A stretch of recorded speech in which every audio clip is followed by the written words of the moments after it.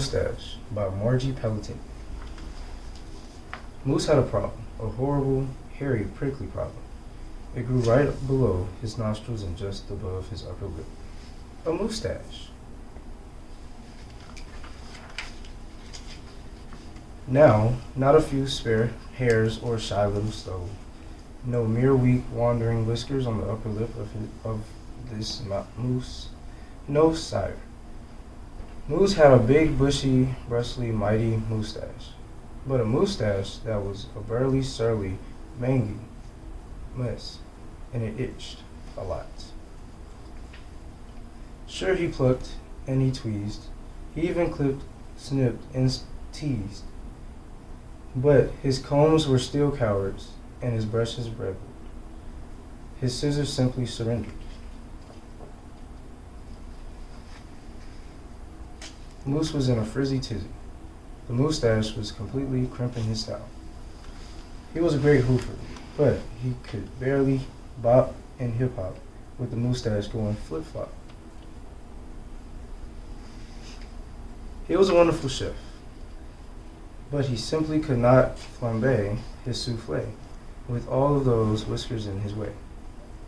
And he was a daring skier, but how could he downhill race with the mighty moustache blowing in his face? Moose had to do something, and soon.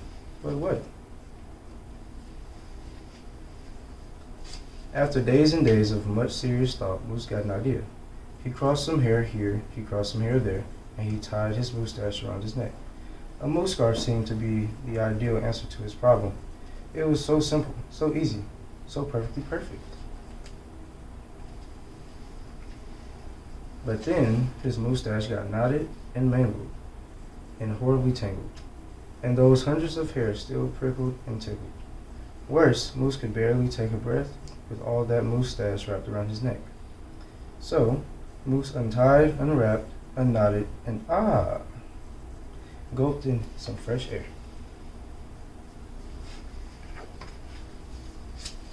He got another idea. He parted some hair this way, he parted some hair that way, and he heaped all that moustache on top of his head.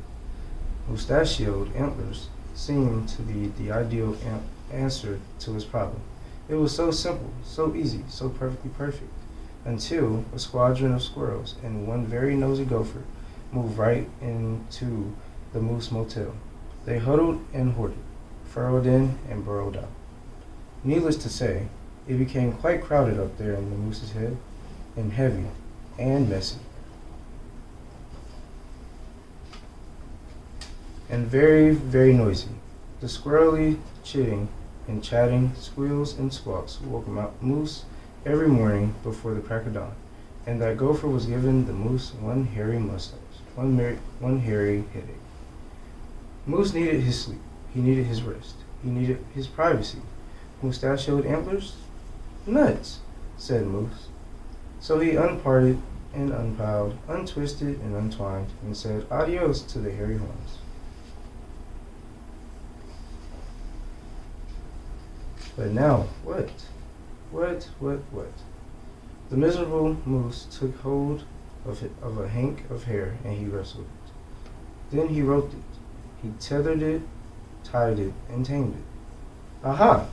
A moose tail. Now, that was so simple. That was so easy. That was not so perfectly perfect. Talk about a dizzy do. Moose didn't know if he was coming or going. Backward, forward, this way, that way. He didn't know which end was which. Moose had the bill on the tail.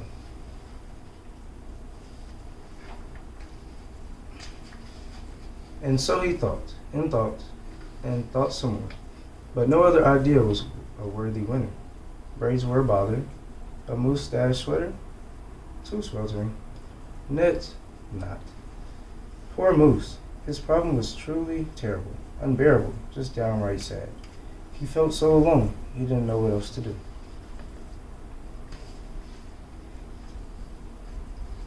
Then, call it fate, call it destiny.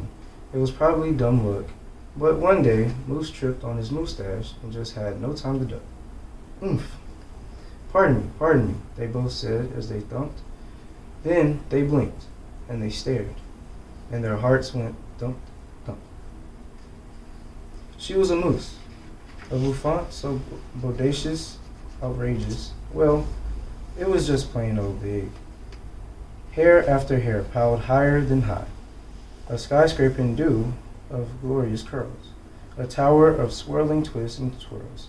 She was simply splendid, stupendous, absolutely superb. Of course, Moose had to ask how she did what she did to get such a dew. Miss Moose winked and then whispered, "Just a little glue." So, she helped he, fearlessly plunged a hoof into a fat pot of white gooey goo. And carefully, oh so carefully, they glopped, and they plopped. They pasted and pressed. They coaxed and curled every truly unruly, wayward whisker. Around and around, they tweaked and twirled those horrible hairs until Moose's once mangy mess was now a wondrous winding wave of marvelous mustache. Moose gazed in the mirror and smiled a broad, moosey smile. He was so happy, so glad, just giddy with glee. He looked dashing and handsome. Moose gushed, "Is that really me?"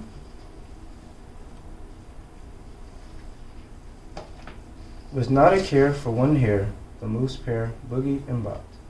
They skied downhill, even uphill, and their cooking was hot, hot, hot.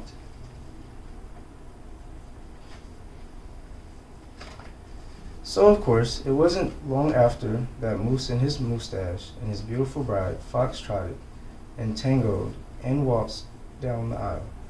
Good hair days, bad hair days, they vowed to love and to cherish, and with hearts heaped with love and pots filled with goop, they both sighed, "I do," glue, and promised never to part.